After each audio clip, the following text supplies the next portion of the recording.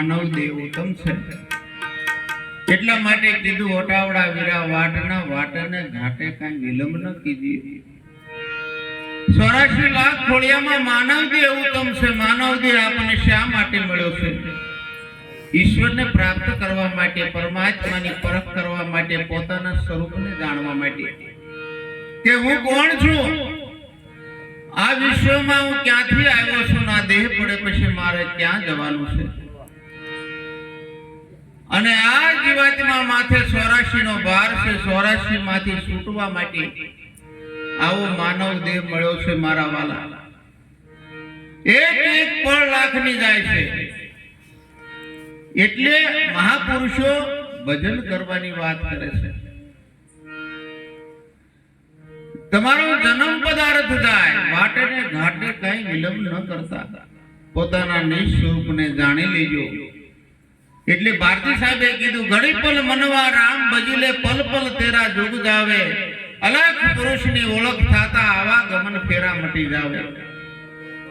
અલખ લખવામાં નો આવે, નિરંજન નિરાકાર એ સ્વરૂપની જો ગમ થઈ જાય તો આ 84 ના ફેરા છૂટી જાય મારા વાલા.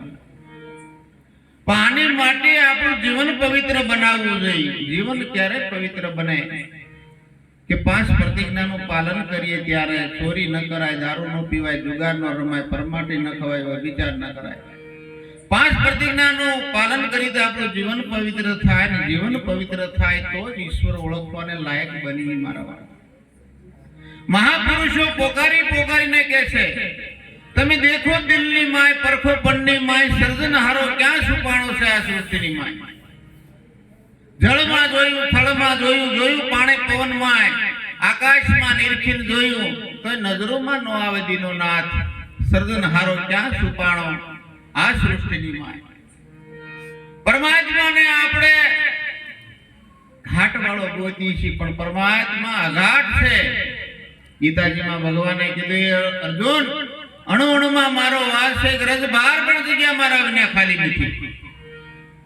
તો આપણે 3.5 મણની કાયામાં પરમાત્મા કેવી રીતે છે એ જાણવા માટે આવા તત્વદર્શી સંતોને શરણે જવાની જરૂર છે મારા વેલા. આપ બળે કોઈ છૂટી શકાય નહીં. જેમ છૂટવાનો ઉદ્યમ કરે તેમ બમણો બંધાય. સદગુરુ છોડાવે માટે આપણને સરસ મજાનો આવો માનવ દેહ મળ્યો છે. બહાર ગોતતા નહીં. ભગવાન કહે છે કે હું ત્રિગુણી માયાની ઓથે છુપાણો છું.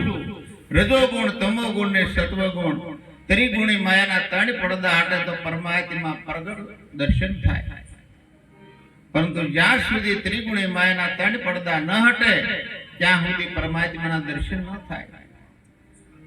તુલસીદાસ મહારાજે કીધું છે કે ઘટમાં હૈ સુજત નહીં લાનત એસી જીત, તુલસી સંસાર કો કે ભયો મોતિયો બીન. તમારા ઘટમાં પરમાત્મા છે. સવારામ સાહેબ કહે છે બોલે બીજું નહીં, પરમાત્મા પોતે.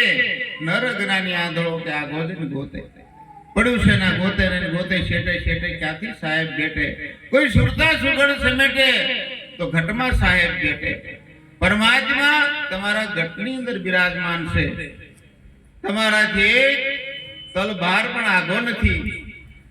મહાપુરુષો કે છે આપે શું આત્મ રામ હાલે જાંજવાના પાણી જોળતો. તમે પોતે પરમાત્મા છો, ખબર નથી કેવી રીતે. પવન વાતો હોય ને એમાંથી આંટી પડી જાય એટલે વિટોળીઓ થઈ જાય. વિટોળીઓ થઈ જાય એટલે પવનને ગોતે. કોઈ પવનને જોયો કોઈ માલવી પુરુષ મળી જાય તો કે ભાઈ તું આ ટાઈમ મેકી દે સીધો થઈ જાય તો તું પોતે પવન છો એમ આ ગોતવા વાળો ધોળા દાડે મારા વાલા ભૂલો પડેલો છે. જો એવા કોઈ તત્વદર્શી સંત સદગુરુ મળી જાય તો એની પરખ થઈ જાય તો 84 ના ફેરા મટી જાય એવું છે. આજે મને તમને અહીંયા ઘનશ્યામ મહારાજે એકત્રિત કર્યા છે હરિગુણ ગાવા માટે અને હરિગુણ સાંભળવા માટે. સંતોના શબ્દો કેટલા અણમોલા હોય છે, એક એક શબ્દમાં કેટલી તાકાત હોય છે કે કયો શબ્દ આપણા જીવનનું કલ્યાણ કરી જાય. એમ આજે ઘનશ્યામ મહારાજે આપણને એક આસન ઉપર બેસાડ્યા છે પરમાત્માનું નામ લેવા માટે. નામ જાણવીને સર્વે જાણવીને કરવું ન પડે બીજું કાંઈ. કારણ કે કોઈ નામ કીધું, કોઈ વચન કીધું, કોઈ જી નામ કીધું, કોઈ સતનામ કીધું, આખર તો પરમાત્મા એક જ છે, બે નથી આખા વિશ્વમાં. એટલા માટે અહીંયા કીધું છે ભારતી સાહેબે, ઘડી પલ મનવા રામ ભજીલે પલ પલ તેરા જોગ જાવે, અલખ પુરુષની ઓળખ થાતા આવા ગમન ફેરા મટી જાવે. શીલ સંતોષને દિયા દિલમાં જેને ઉર બેમાન ન આવે, ખરા વચનની પારખ થાતા આવા ગમન ફેરા મટી જાવે. આ જીવ 84 ના બંધનમાંથી છૂટી જાય છે, પણ આપણું જીવન એવું બનાવવાની જરૂર છે મારા વાલા. એટલે દરેક સંતો ભૌતિક પદાર્થ પાછળ દોડ્યા છે. ખૂબ કમાવો, મકાન બનાવો, ગાડીઓ બધું લ્યો, એને કોઈ ના નથી, પરંતુ એની હારે હારે પોતાના સ્વરૂપને જાણો કે હું કોણ છું, પરમાત્મા કેવા છે, હું કોણ છું, હરિ કેવા છે. જ્યાં સુધી નહીં પરખ થાય ત્યાં સુધી આ 84 ના બંધનમાંથી છૂટી શકાશે નહીં. એટલા માટે દરેક સંતો મહેનત કરે છે પોતાના નિજ સ્વરૂપને જાણવા માટે. આરે જગતની જૂઠી માયા ભાળીને મન લલચાવે, સપના જેવું છે સુખ સંસારનું, તમારી હારે કાંઈ નહીં આવે. જે આ નજરે દેખાય બધું નાશવંત છે, પરમાત્મા તો નિરંજન નિરાકાર છે, જોઈ શકાય એવો નથી. જો જોઈ શકાય એવો હોય તો આ બધાના ઘટમાં કેવી રીતે બે હાથ પગ વાળો હોય? તો એ તો સર્વવ્યાપક છે, નિરંજન નિરાકાર છે.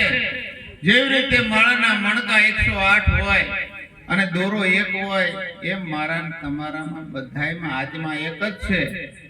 પણ નરસિંહ મહેતાએ કીધું, જ્યાં સુધી આત્મા સીન્યો નહીં ક્યાંક સર્વ સાધના જૂઠી.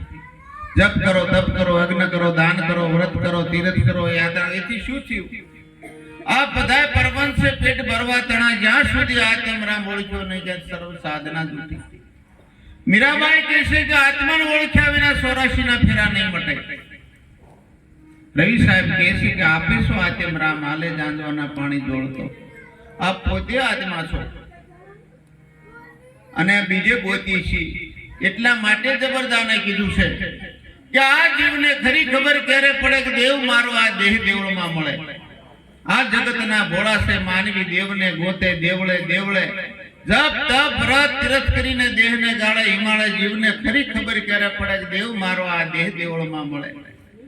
નજર કરું ત્યાં નરહરી મારો પણ યુક્તિથી જોવા મળે. જબરદાન કે જગદીશ વિના કોઈ ખૂણો ખાલી ન મળે. સદગુરુ મહારાજ એવી યુક્તિથી આપણને સમજાવે. કારણ કે એક શબ્દ ગુરુદેવ કા તાકા અનંત વિચાર થાકે મુનિજન પંડિતાનો વેદ નો પામે પાર.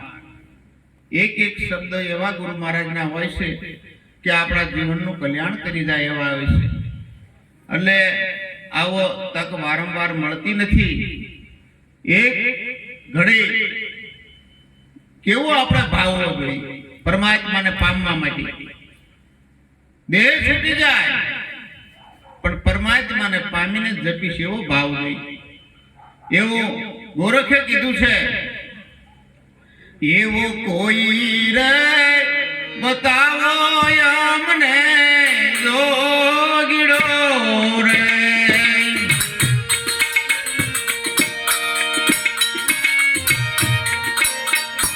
કોઈ રે બતાવો અમને જોગીડો રે.